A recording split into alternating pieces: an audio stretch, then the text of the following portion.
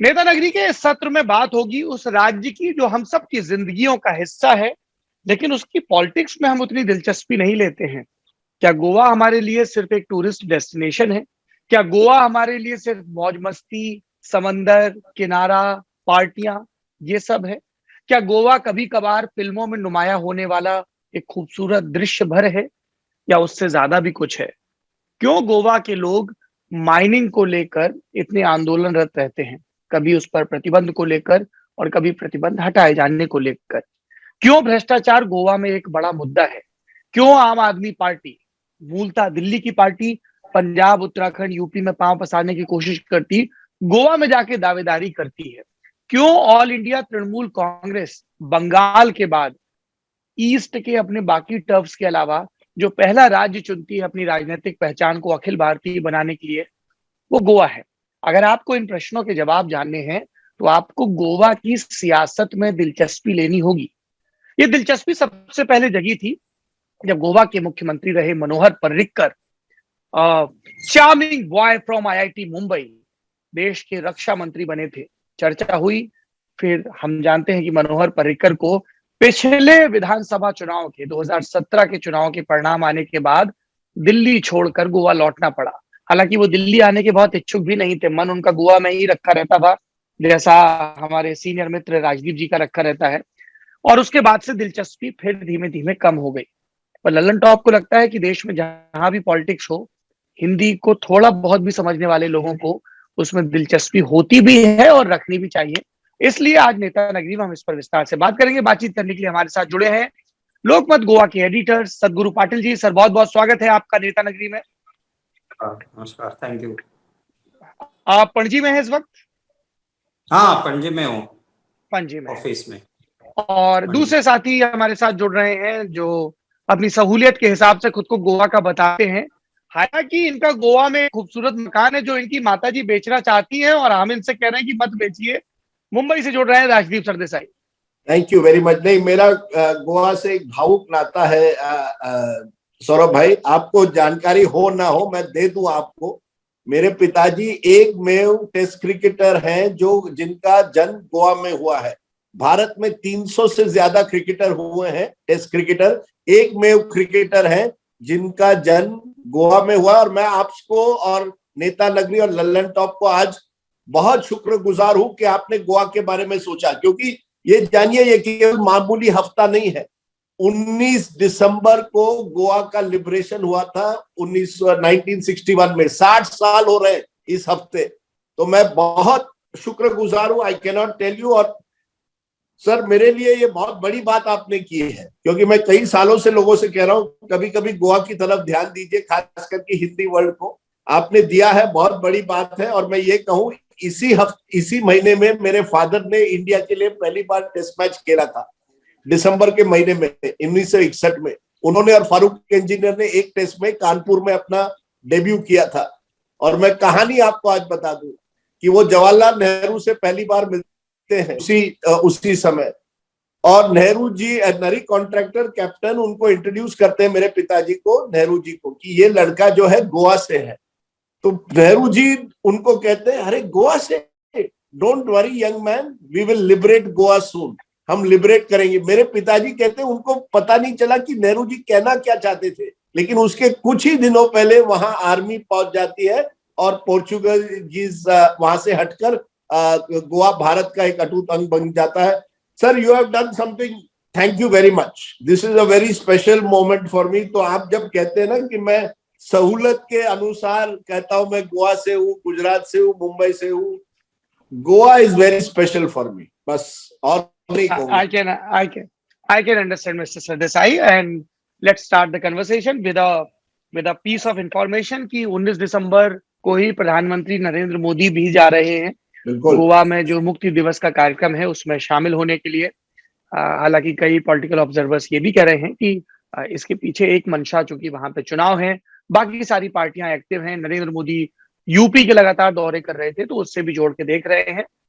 और जब गोवा के मुक्ति संग्राम की बात होती है तो हम पत्रकारों को सिखाया जाता है कि हमारे पोस्टर बॉय नहीं होने चाहिए, हमारे आदर्श नहीं होने चाहिए।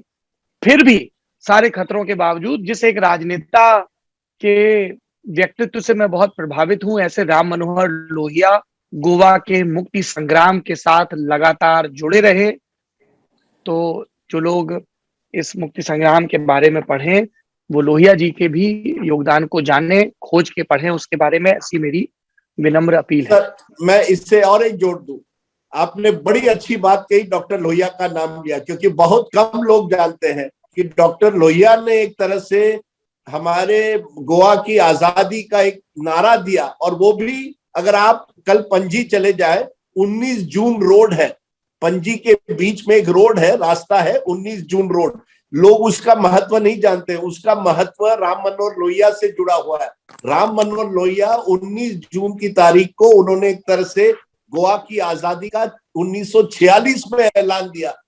हम लोहिया जी को केवल उत्तर भारत की राजनीति से जानते हैं, लेकिन मुझे लगता है हर गोयनकार को और हर भारतीय को ये जानना चाहिए कि राम मनोहर लोहिया ने बहुत बड़ा एक रोल अदा किया था 1946 में, 47 के पहले गोवा की आजादी की लड़ाई के लिए।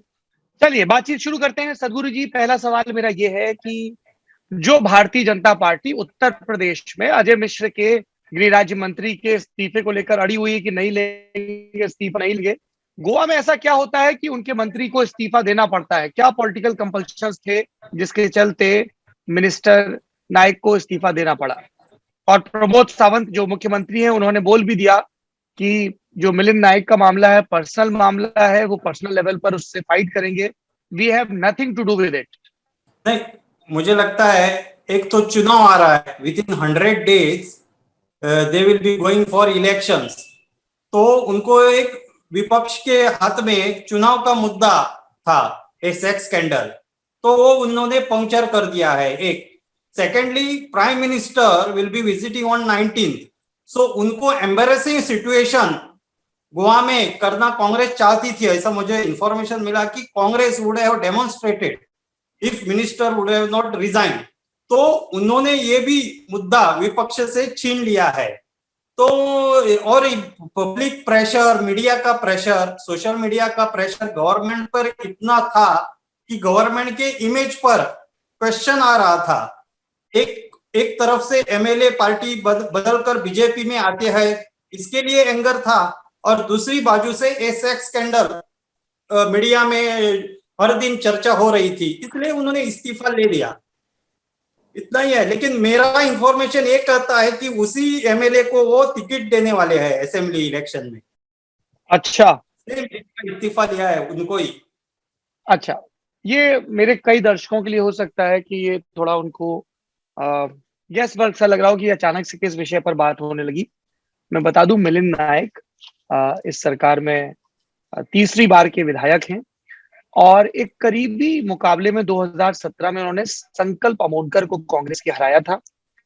संकल्प अमोनकर ने एफआईआर लॉन्च करवाई है। संकल्प अमोनकर के भी खिलाफ एफआईआर हुई। पूरा मामला ये है, बिहार की एक महिला है, संकल्प का कहना है कि उन्होंने कई इलेक्ट्रॉनिक एविडेंस के साथ, जिसमें व्हाट्सएप चैट, वीडियो और ऑडियो शामिल है, वो उनके पास आई और उन्होंने कहा कि ये जो नेता हैं, मंत्री जी हैं मिलिंद नायक, ये उनका यौन उत्पीड़न कर रहे हैं। जब संकल्प ने कहा कि आप शिकायत करिए तो उन्होंने कहा आप करिए।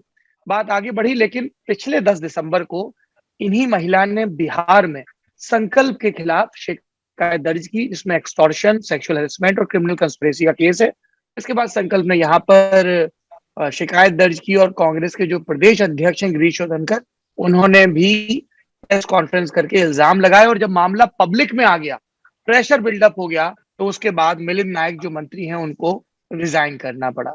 Rajdeep ji, your take on this scandal. देखिए किस तरह का आज नेता नगरी हम कर रहे हैं कि जब अजय कुमार मिश्र तेली महाराज की बात होती है तो कोई इस्तीफे की बात ही नहीं करते, लेकिन यहाँ सेक्स स्कैंडल में एक मंत्री को अपना इस्तीफा देना पड़ता है। अब यही तो बात है ना। अगर आप उत्तर प्रदेश की बात करें तो हमने ब्राह्मण वोट बैंक की बात की, नरेंद्र मोदी जी की एटीट्यूड की बात की कि वो ऐसे नेता है जो किसी दबाव में आकर किसी का इस्तीफा नहीं लेंगे। लेकिन गोवा में आप ऐसे एक मंत्री का लेते, क्योंकि गोवा छोटा राज्य है, वहां कोई एमएलए का आप इस्तीफा ले, वो ऐसे कोई मिलिंद नायक को आप इस्तीफा लेकर, जैसे अभी चंद्रकांत ने कहा, वो शायद उससे टिकट भी मिल जाए एक बार फिर, लेकिन कम से कम आपको लगा कि एक एम्बैरेसमेंट हो गई है। सेक्स स्कैंडल यानी एम्बैरेसमेंट, किसानों की हत्या होती है उसका क्या, लेकिन गोवा की राजनीति में एक सेक्स स्कैंडल जो बहुत बड़ा बन रहा था, प्रधानमंत्री गोवा आ रहे हैं, तो मुझे लगता है बीजेपी को लगा कि एक ऐसे समय अगर इसी व्यक्ति को इसी उस मंत्रालय में रखे तो प्रदर्शन हो सकते हैं, बड़े बड़े हेडलाइंस रोज हो रहे थे। यानी कम से कम गोवा में तो पॉलिटिकल अकाउंटेबिलिटी थोड़ी हो गई, जो मुझे आपके उत्तर प्रदेश में इस बार नहीं दिखी। अब उत्तर प्रदेश हो गया हो तो इस प्रकरण पे टिप्पणी कर ले कि इसके पॉलिटिकल इम्पैक्ट क्या होगा। देखिए, इसका पॉलिटिकल इम्पैक्ट तो ये होगा, देखिए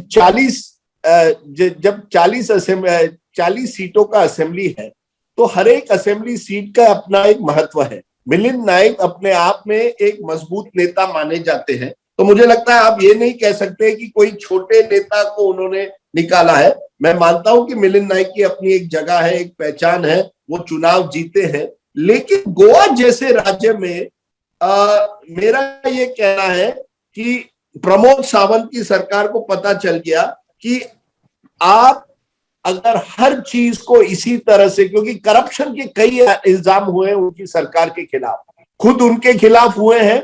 उसी गिरीश चोडंकर जो जिसका जिक्र किया, कांग्रेस के नेता, उन्होंने प्रमोद सावंत खुद मुख्यमंत्री के खिलाफ कई आरोप लगाए हैं, कई मंत्रियों के खिलाफ लगाए हैं। लेकिन मिलिंद नाइक को अगर आप आज इस्तीफा नहीं करवाते तो मुझे लगता है कि गोवा की राजनीति में एक ऐसा संदेश जाता कि ये जो बीजेपी की सरकार है, आप कुछ भी उन पर इल्जाम लगाए वो कुछ नहीं करेंगे। और इस बार आरोप के साथ एविडेंस भी दिया था, जो टेप्स, व्हाट्सएप कॉन्वर्सेशन जिसके बारे में आप बात कर रहे हैं, तो ये केवल हवा में आरोप नहीं था, ये आरोप ऐसे थे जिनको बचना बहुत मुश्किल था। 800 पन्ने का कॉन्वर्सेशन मिलिंद नाइक और उस महिला के बीच में है, ऑडियो क्लिपिंग्स है, फोटोग्राफ्स हैं। तो गोवा के एक कंजर्वेटिव सोसाइटी भी एक तरह से मानी जाती है। हम गोवा को बड़े अलग दृश्य से देखते हैं, लेकिन है बड़ी कंजर्वेटिव सोसाइटी। उस सोसाइटी में इस तरह का सेक्स स्कैंडल मुझे लगता है बीजेपी को नुकसान पहुंचा सकता था। इसलिए चुनाव के पहले मिलिंद नाइक को एक तरह से आप कह सकते हैं सैक्रिफाइस करना ही पड़ा, क्योंकि ये मामला और बढ़ता और चुनावी मामला बढ़ रहा था। अच्छा, दूसरा मैं ये जानना चाहता हूं मिस्टर पाटिल, आपसे भी और राजदीप जी आपसे भी, कांग्रेस ने लीड लेते हुए अपने 8 कैंडिडेट्स के नाम अनाउंस कर दिए, जबकि अभी असेंबली की ना तो नोटिफिकेशन आई है ना ही डेट्स आई हैं, और इसमें दिगंबर कामत भी हैं, पूर्व मुख्यमंत्री, और भी कई लोग हैं। और दूसरी चीज, कांग्रेस राज्य में जो गोवा फॉरवर्ड पार्टी है उससे अलायंस कर रही है। अभी जब मैं ये अलायंस की बात कर रहा हूँ, राजदीप जी के रिश्तेदार विजय सरदेसाई के नेतृत्व वाली गोवा फॉरवर्ड पार्टी, तो मैं ये जानना चाहता हूं कि जो गोवा फॉरवर्ड पार्टी 2016 में बनती ही भाजपा के विरोध और गोवन वैल्यूज को प्रोटेक्ट करने को लेकर है। आई रिमेम्बर प्रभाकर टिम्बले ने प्रेस कॉन्फ्रेंस की थी और उसमें क्लियरली कहा था कि whosoever is against BJP can align with us. लेकिन 2017 में वही गोवा फॉरवर्ड पार्टी बीजेपी के साथ चली जाती है, सरकार का हिस्सा रहती है, फिर उसके विधायक धीमे धीमे उसका हिस्सा बन जाते हैं, और अब विजय सरदेसाई कांग्रेस के साथ गठबंधन कर रहे हैं। और इस चीज से टीएमसी बड़ी खुश है, क्योंकि टीएमसी ये कह रही है कि हम तो जो एक विजय सरदेसाई और उनके पूरे जुट के खिलाफ जो नाराजगी है उसका फायदा हमें मिलेगा, कांग्रेस ने गलती कर दी इस अलायंस में। सदगुरु जी, मैं आपकी राय जानना चाहता हूं, सबसे पहले गोवा फॉरवर्ड पार्टी को लेकर, विजय सरदेसाई को लेकर, और उसके बाद कांग्रेस की स्ट्रेटजी को लेकर। नहीं, कांग्रेस में एक गठ अभी भी ऐसा है, जो गिरीश चोडंकर का गठ, जो गिरीश चोडंकर जो पार्टी प्रेसिडेंट है, उनका ग्रुप अभी भी अलायंस के खिलाफ है। उनको लगता है कि माइनॉरिटी जो वोटर्स है गोवा में, जो माइनॉरिटी वोटर्स है वो गोवा फॉरवर्ड के, they are not happy with Goa Forward, ऐसा कांग्रेस के एक गठ को, ग्रुप को लगता है। And they are saying that Goa Forward is an liability, it's a liability for Congress. ये उनकी राय है। As far as Salcete taluka is concern, it is a liability. नहीं, Sadguru sir, then who is supporting this alliance? if मैं Girish बताता Sholnkar is हूँ opposing it. आपको बताता हूँ। दिनेश गुंडूराव गोवा का जो इलेक्शन इंचार्ज है, गोवा के जो प्रभारी है, Dinesh Gundu Rao from Karnataka, he is supporting. Secondly, the constituency of leader of opposition is a neighboring constituency of Vijay Sardesai, Margao and Fatorda. तो उन दोनों को भी जीतने के लिए एक दूसरे की थोड़ी जरूरत है। दिगंबर कामत को विजय सरदेसाई की जरूरत है और विजय को कांग्रेस की, नॉट दिगंबर, विजय को कांग्रेस की जरूरत है। इस अलायंस का लाभ विजय को 100% हो जाएगा। विजय थोड़ा सेफ जोन में अब आ गया due to this alliance. Digambar Kamat को जो न्यूसेंस वैल्यू था विजय का, उससे अब खतरा नहीं होगा, तो दिगंबर को भी लाभ हो जाएगा। लेकिन कांग्रेस को लाभ नहीं और गोवा फॉरवर्ड पार्टी को भी लाभ नहीं, सिर्फ दो व्यक्ति को इस अलायंस का लाभ है। Secondly, this alliance is a compulsion. अगर अलायंस नहीं हो जाता तो बीजेपी को थोड़ा मोरल, बीजेपी का थोड़ा हाई होता, बीजेपी को थोड़ा लाभ मिलता था। तो मुझे लगता है कि ये जो अलायंस हो गया है, कांग्रेस को भी मालूम है कि इसमें ज्यादा तक कोई फायदा नहीं है, बेनिफिट नहीं है। बिकॉज जब अलायंस के टॉक्स चल रहे थे तभी गोवा फॉरवर्ड पार्टी के एमएलए जो है Jayesh Salgaonkar, he left the party. Working president Kiran Kandolkar, he left the party. तो गोवा फॉरवर्ड में अब सिर्फ विजय सरदेसाई ही बचे हैं और वो चुनाव में सिर्फ वही कैंडिडेट स्ट्रांग है, विजय। तो कांग्रेस को भी ज्यादा लाभ नहीं, गोवा फॉरवर्ड को तो प्रॉब्लम ही नहीं, विजय जितना इतना ही उनका मकसद है।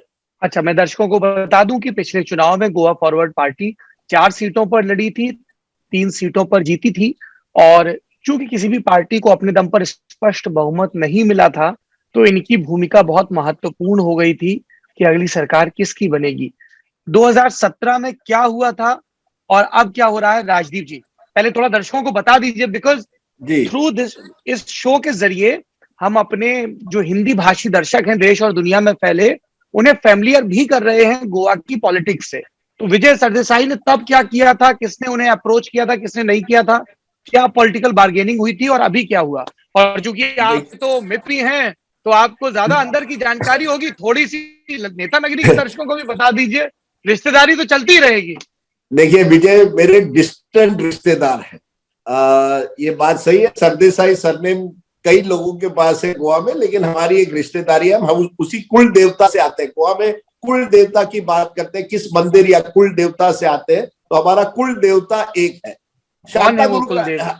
हम जाते हैं अमोने, शांता दुर्गा मंदिर जो है वहां हमारा एक मंदिर है, जो आप कह सकते हैं एक तरह से सरदेसाई, उस सरदेसाई परिवार का एक तरह से मंदिर एक ही जगह का है। लेकिन मैं आपसे ये कहना चाहता हूं कि 2017 में क्या होता है गोवा में। 40 सीटें हैं, कांग्रेस सबसे ज्यादा सीटें लाती है 17, बीजेपी नंबर 2 पे आती है 13, गोवा फॉरवर्ड पार्टी जो छोटी पार्टी है उनको 3 सीटें आती है, एमजीपी जो है जो दूसरी छोटी पार्टी है उनको 3 सीटें आती है और 2 निर्दलीय चुनकर आते हैं। यानी एक तरह से त्रिशंकु होती है, लेकिन कांग्रेस को केवल 3 सीटों की जरूरत है। 20 सीटों पर आप सरकार के लिए अपना दावा ठोक सकते हैं। अब रात की बात है, 11 बजे रात को, उसी रात को जिस दिन ये निर्णय, चुनाव के निर्णय आते हैं, मैंने फोन किया विजय सरदेसाई को, कांग्रेचुलेशन विजय, 17 सीटें कांग्रेस की, 3 आपकी। अब विजय जो थे पहले यूथ कांग्रेस पे हुआ करते थे, यानी उनके कांग्रेस के साथ अच्छे संबंध थे। वो एक ऐसे एरिया से आते हैं जहां उनको कुछ जो वोट मिलते हैं वो कांग्रेस के मिलजुलते क्रिश्चियन कम्युनिटी के वोट मिलते, तो स्वाभाविक था कि विजय कांग्रेस के साथ जाएंगे और सरकार बनाएंगे। उस रात को जब मैं उनको फोन करता हूं, वो उस समय दिग्विजय सिंह के साथ थे, मध्य प्रदेश के पूर्व मुख्यमंत्री, जो उस समय गोवा के इंचार्ज थे। तो उन्होंने फोन तो दिग्विजय जी को दिया। अरे दिग्विजय ने मुझे कहा, अरे मैं नहीं जानता था, विजय सरदेसाई तो आपके रिश्तेदार हैं, अब हमारी रिश्तेदारी होने वाली है, हम अगले दिन सरकार बना रहे हैं और दावा ठोक लेंगे गवर्नर के सामने। तो मैंने कहा विजय को क्या कुछ अच्छा पोर्टफोलियो दोगे क्या? तो उन्होंने कहा हाँ जरूर जरूर, वो तो जो भी चाहते हैं उप मुख्यमंत्री बनाएंगे अगर वो चाहते हैं। तो मैंने कहा अच्छा चलिए, मैंने वही छोड़ दिया, मैं ज्यादा इन मामलों में नहीं पड़ता, ये आप जानिए।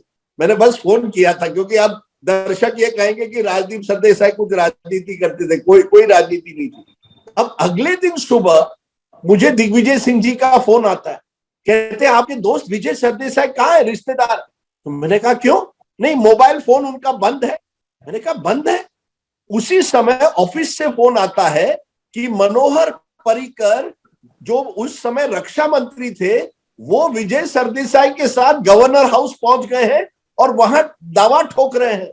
देखिए रात की बात, 11 बजे रात को विजय सरदेसाई दिग्विजय सिंह के साथ, अगले दिन सुबह मनोहर पर्रिकर के साथ। बदला क्या?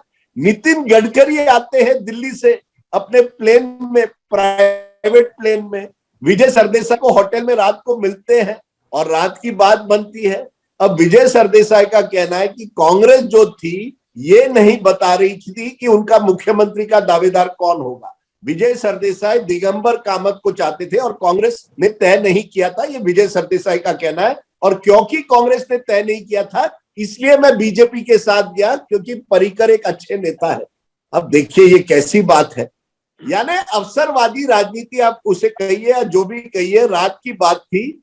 बीजेपी विजय सरदेसाई और अन्य निर्दलियों और एमजीपी के साथ जाकर 13 एमएलए की पार्टी 17 एमएलए की कांग्रेस को मात देती है और सरकार बनाती है। मामला वहीं नहीं रुकता, 17, और ये हमारे दर्शकों को इंपॉर्टेंट है, 17 कांग्रेस एमएलए चुनकर आए, उसमें आज की तारीख में केवल 3 कांग्रेस में है, बाकी सब बीजेपी में चले गए हैं पिछले 5 सालों में। एक और एमएलए कांग्रेस का बाई इलेक्शन में चुनकर आया, वो भी बीजेपी में चले गए, बाबूश मोन्सेराट। यानी गोवा की सरकार की तस्वीर 2017 में थी कि कांग्रेस की सरकार बनना लगभग तय था। 2022 होते हुए कांग्रेस की पार्टी बिल्कुल ऑलमोस्ट खत्म हो गई है, बीजेपी का कांग्रेसीकरण हो गया गोवा में और सब कांग्रेसी बीजेपी में शामिल हो गए। ये गोवा में और छोटे राज्यों की कहानी है सौरभ, क्योंकि छोटे राज्यों में 1 या 2 एमएलए की भी एक अपने एक ताकत होती है, वो कहीं डिफेक्ट कर जाए सरकार को गिरा सकते हैं। विजय सरदेसाई को town and country planning minister बनाया गया मनोहर पर्रिकर की सरकार में 2 साल के लिए। मनोहर पर्रिकर जी की डेथ होती है, उसके बाद बीजेपी विजय सरदेसाई को किनारे करके बाकी कांग्रेसियों को अपने आप में शामिल करती है। यानी जब हम बात करते हैं डिफेक्शन की राजनीति की, कि राजीव गांधी ने एंटी डिफेक्शन बिल लाया था, अब आप गोवा में देखिए रिटेल डिफेक्शन भी होता है, वहां होलसेल डिफेक्शन भी होता है, और हमेशा रात की बात होती है कि कौन कहां किस तरफ जाएगा। आज की तारीख में रोज हर दिन कोई ना कोई व्यक्ति किसी नए पार्टी में जा रहा है। कल ही एक बीजेपी की एमएलए है अलीना सल्डाना, रिजाइन करके आम आदमी पार्टी में चली गई। उसके 2 दिन पहले कांग्रेस के पूर्व मुख्यमंत्री रवि नायक कांग्रेस छोड़कर एमएलए थे, बीजेपी में चले गए। लुजदीन फलेरो आप जानते होंगे, पुराने वहां के मुख्यमंत्री थे कांग्रेस में, तृणमूल कांग्रेस में शामिल हो गए हैं। अब इस तरह की राजनीति, क्या ये कहीं ना कहीं हमारे लोकतंत्र के लिए सवाल नहीं उठाता कि आप एक पार्टी पर चुनकर आते हैं और चुनाव होते होते आप दूसरे पार्टी में शामिल होते हैं? मैंने ट्विटर पर कहा था मर्डर ऑफ डेमोक्रेसी, जब ये कांग्रेसी चले गए थे बीजेपी में। मैं अभी भी उस पर कायम हूं कि हर बार जब डिफेक्शन होता है it is a murder of democracy, whether it is in Goa, whether it is in Meghalaya, कहीं भी। अब वो राजनीति अपनी है, आप कह सकते हैं तृणमूल खेला हो बे कर रहा है या बीजेपी अपनी राजनीति कर रहा है, लेकिन ये गोवा की असली स्थिति है कि 1 या 2 एमएलए मंत्री पद के लिए कुछ भी कर सकते हैं। ये बिल्कुल अलग सी राजनीति है। ठीक है, थैंक यू, आपने थोड़ी इनसाइट चीजें भी बताई। सदगुरु, हम जानना चाहते हैं सुदीन धवलकर के बारे में। मैं अपने दर्शकों को बता दूं, गोवा में एक पार्टी है महाराष्ट्रवादी गोमंतक पार्टी। पिछले चुनाव में इसको 3 सीटें मिली थी, जैसा राजदीप ने जिक्र किया। 17 कांग्रेस, 13 भाजपा, 3 गोवा फॉरवर्ड पार्टी और 3 महाराष्ट्रवादी गोमंतक पार्टी।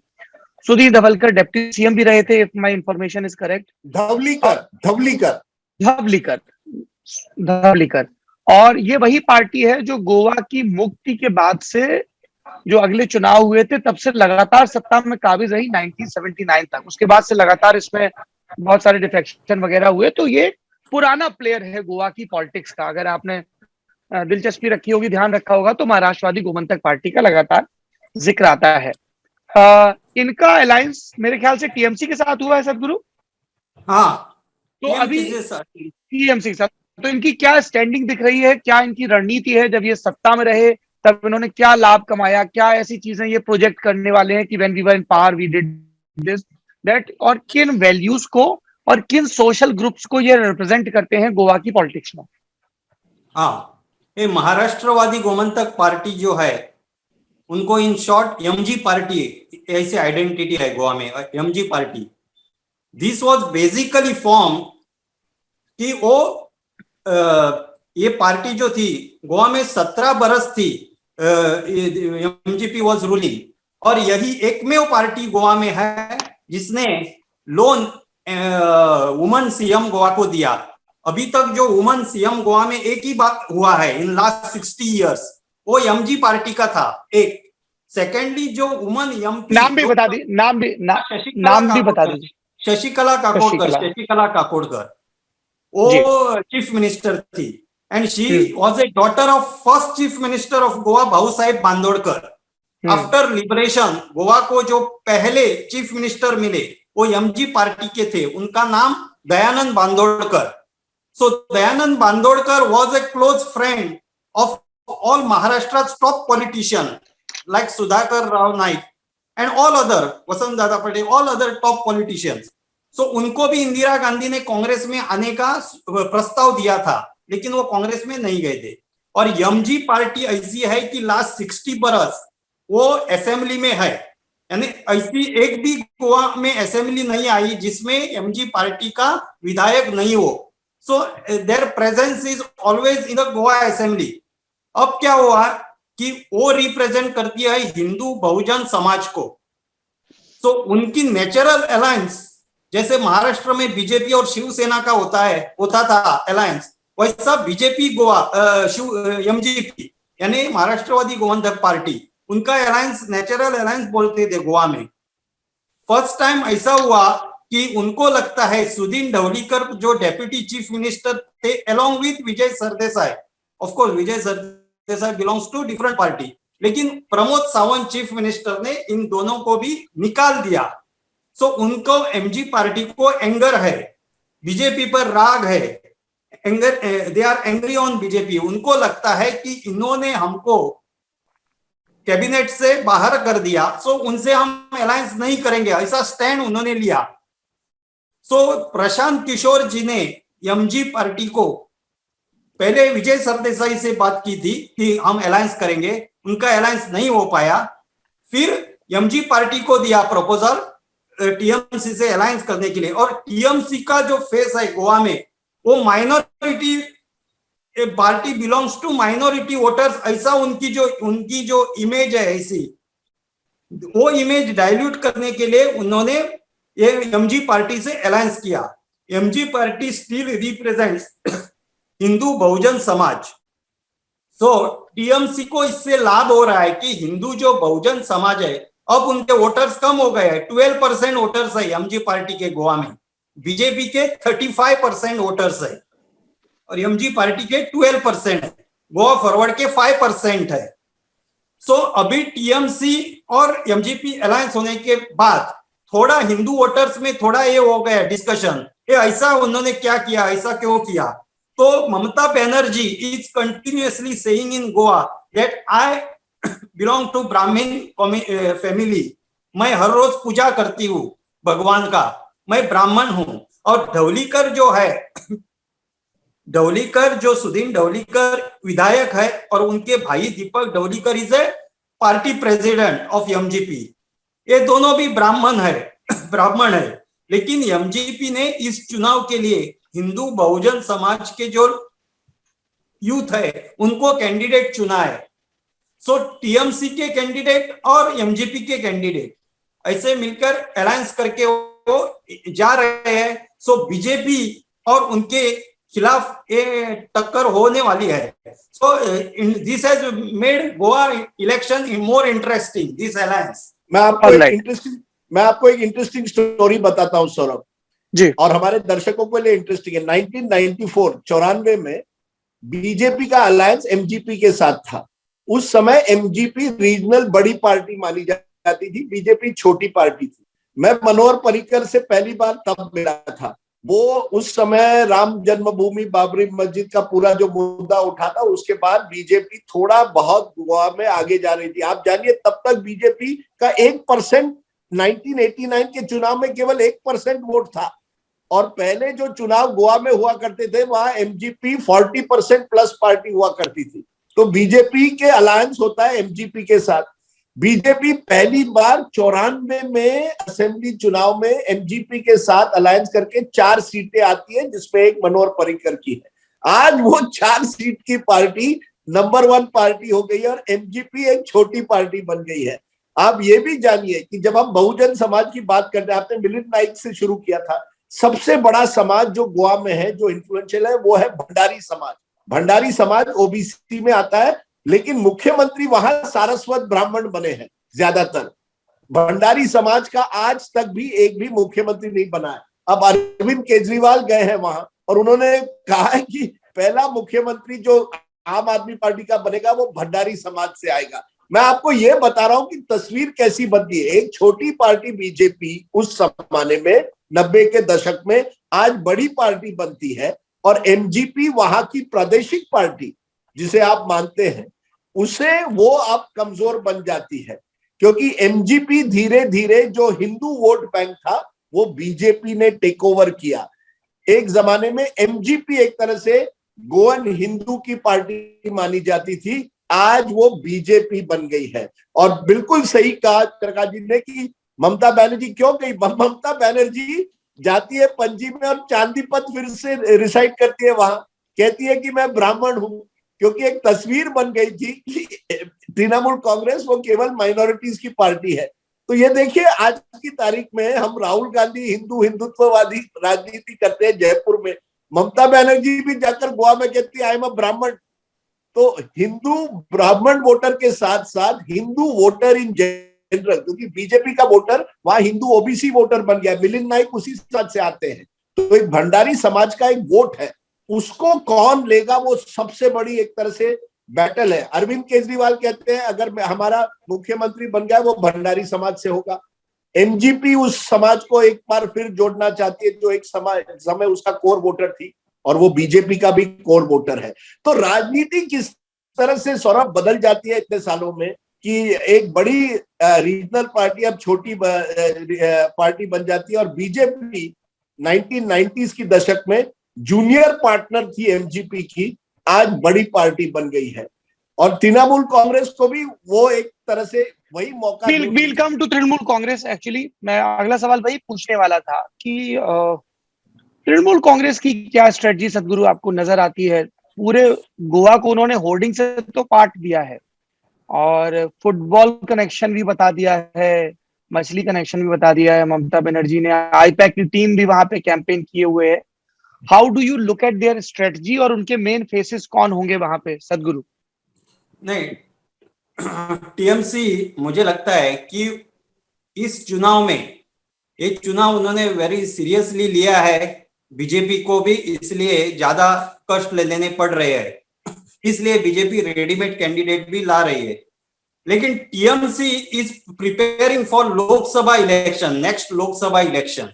ये अभी जो गोवा में चल रहा है, गोवा को एक लेबोरेटरी, एक छोटे राज्य में प्रयोग करके देखना चाहिए, इसलिए वो प्रयोग कर रही है। लेकिन assembly election is assembly going to assembly, opening account in Goa assembly, ये उनका अंतिम ध्येय नहीं है। उनका अंतिम ध्येय नेक्स्ट लोकसभा इलेक्शन के लिए उनको वोट्स चाहिए, इसलिए अभी उनको विधायक चाहिए। टीएमसी ने अभी तक गोवा में अपना चीफ मिनिस्टरियल कैंडिडेट नहीं डिक्लेयर किया है। अब उस दिन जब ममता बनर्जी ने 4 दिन पहले ही गोवा के एडिटर के साथ एक चर्चा का कार्यक्रम रखा था, मैं उनमें शामिल था और मैंने ममता बनर्जी को क्वेश्चन किया था कि गोवा के जो यूथ है उनको चीफ मिनिस्टरियल कैंडिडेट कौन होगा, ये पहले जानना चाहते हैं, उनको इंटरेस्ट है। बीजेपी का चीफ मिनिस्टरियल कैंडिडेट क्लियर है, कांग्रेस ने अभी तक अनाउंस नहीं किया। और टीएमसी ने करना चाहिए ऐसा लोगों को लगता है, लेकिन टीएमसी ने अभी तक नहीं किया। ममता बनर्जी कह रही है कि let first election commission announce the election, बाद में हम करेंगे। टीएमसी के पास बहुत मनुष्य बल है। टीएमसी गोवा में बहुत जगह उन्होंने अपना प्रेजेंस दिखाना शुरू कर दिया है, होर्डिंग्स लगाए, बैनर्स लगाए, उनकी गाड़ियां घूम रही है और हमेशा लोगों में चर्चा हो रही है कि टीएमसी टीएमसी टीएमसी। ये वोट्स में कितना कन्वर्ट होगा ये अभी तक किसी को मालूम नहीं है। एमजीपी का उनको फायदा कितना होगा ये भी ये इलेक्शन बताएगा कि होगा या नहीं होगा, तो कितना होगा।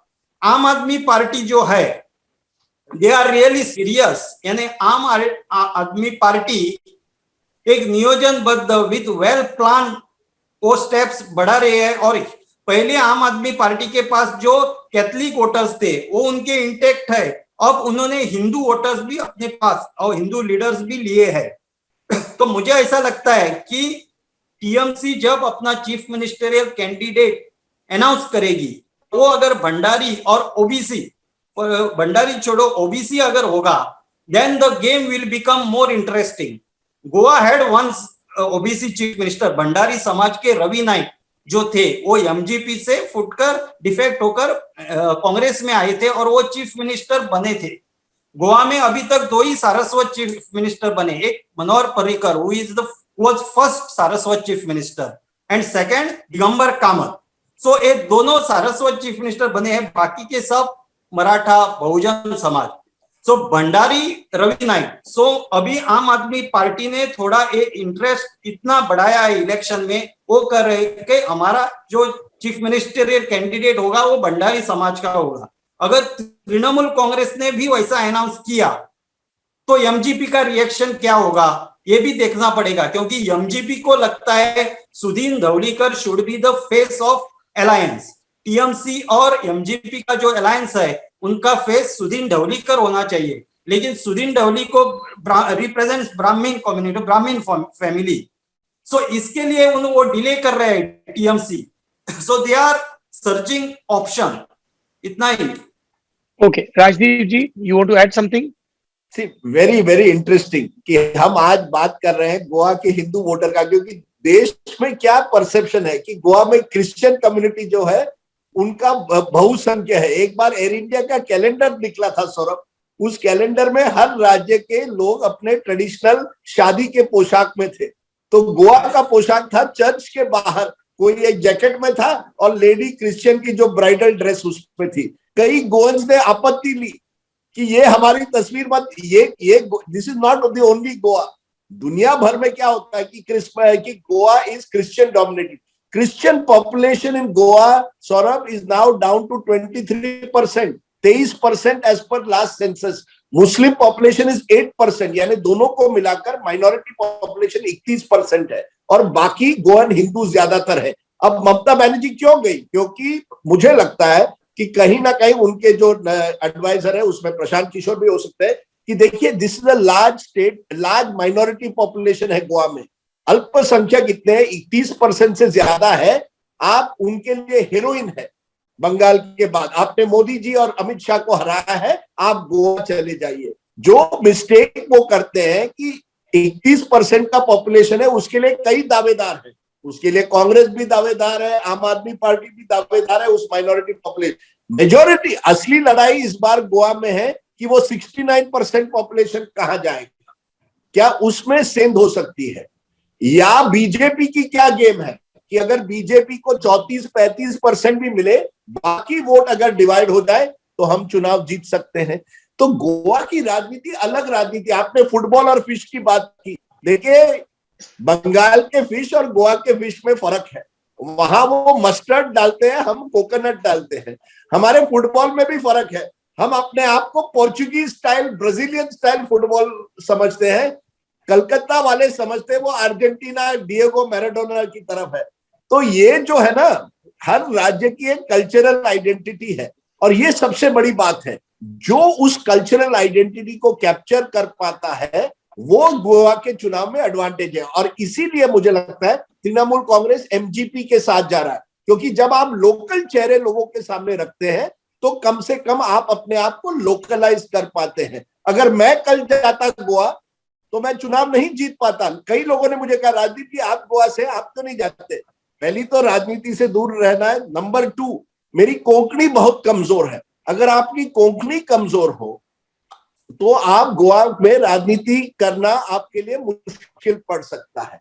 तो सवाल यह है कि हर राज्य की अपनी एक अलग पहचान है, उस अलग पहचान के जरिए आपको जाना पड़ता है। ये ममता बनर्जी के सामने सबसे बड़ी चुनौती है। और आज सदगुरु ने कहा आम Aadmi party Saurabh is the x factor of Goa. अगर आम आदमी पार्टी डबल डिजिट लेके आता है, 1 या 2 सीटें भी लेकर आता है, मुझे लगता है आम आदमी पार्टी के लिए ये चुनाव काफी महत्वपूर्ण हो सकता है, क्योंकि आम आदमी पार्टी बड़े पिछले 2-3 सालों से लगातार गोवा में काम कर रहा है, खासकर कोविड के टाइम पे। उसका कितना असर होगा ये देखने की बात होगी, क्योंकि द बेटर आम आदमी डज उसका ज्यादा नुकसान कांग्रेस को हो सकता है। तो गोवा की राजनीति बड़ी इंटरेस्टिंग इसी वजह से है क्योंकि नेशनल पार्टीज के भी फ्यूचर गोवा से जुड़े हुए हैं। ममता बनर्जी हो, अरविंद केजरीवाल हो, एंड इंपॉर्टेंटली कांग्रेस पार्टी हो। तो ये केवल रीजनल इलेक्शन नहीं रह गया गोवा में। बीजेपी बनाम सब बन गए हैं, और क्योंकि सब डिवाइडेड है इसलिए बीजेपी को लगता है हमारे पास आज एडवांटेज। चलिए एक last question, we are running short of time. हमने सारी पार्टियों के बारे में बात की, Goa forward party, Maharashtrawadi Govantak party, AICT, all India Trinamool Congress, Aam Aadmi party का भी जिक्र आ गया है। एक भाजपा के बारे में भी बात कर लेते हैं, प्रमोद सावंत के बारे में भी बात कर लेते हैं। क्या रणनीति नजर आ रही है सदगुरु आपको भाजपा की, प्रमोद सावंत की? नहीं, प्रमोद सावंत की अभी जो चल रहा है, उन्होंने लास्ट 4 इयर्स में ज्यादा रिक्रूटमेंट नहीं किया। तो युवक जो थे उनको लगता था कि मुझे गवर्नमेंट नौकरी, गोवा में हर एक आदमी को गवर्नमेंट नौकरी चाहिए, क्योंकि गोवा में महाराष्ट्र जैसा फार्मिंग नहीं है, फील्ड्स नहीं है, खेती नहीं है गोवा में। तो गोवा में क्या है, और बिग इंडस्ट्री भी नहीं है प्राइवेट, टूरिज्म तो कम हो गया है। सो लोगों को गवर्नमेंट जॉब चाहिए। सो अब इलेक्शन को जब 100 दिन है तब बहुत 10,000 government jobs Goa government has advertise. Goa सरकार ने 10,000 जॉब्स एडवर्टाइज किए हैं और भीड़ लग रही है युवकों की MLA और मिनिस्टर के घर पर कि मुझे जॉब चाहिए, जॉब चाहिए।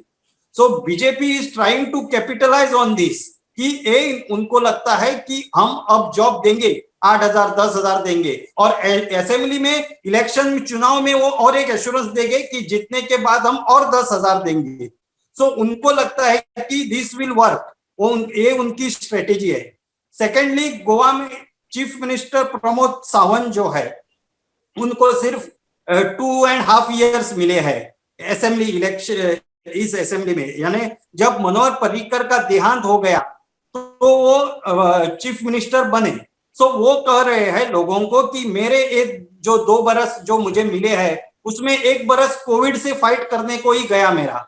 सो मुझे सिर्फ 12 महीने मिले हैं काम करने के लिए। उस 12 महीने में भी बारिश, साइक्लोन और बहुत प्रॉब्लम्स थोड़े आ गए। सो वो कह रहे हैं कि मुझे एक बार चांस दीजिए। There is no election for, कोई भी ऐसा इलेक्शन बीजेपी ने प्रमोद सावंत के नेतृत्व के अंडर असेंबली का कभी ये नहीं लड़ा नहीं। They have never fought against Pramod Sawant. So this is the first election Pramod Sawant के लिए है असेंबली। और बीजेपी क्या कर रही है कि उनका ये है कि मनोहर पर्रिकर जैसी टॉवरिंग पर्सनालिटी उनके पास नहीं है, उनका टॉलेस्ट लीडर नहीं है।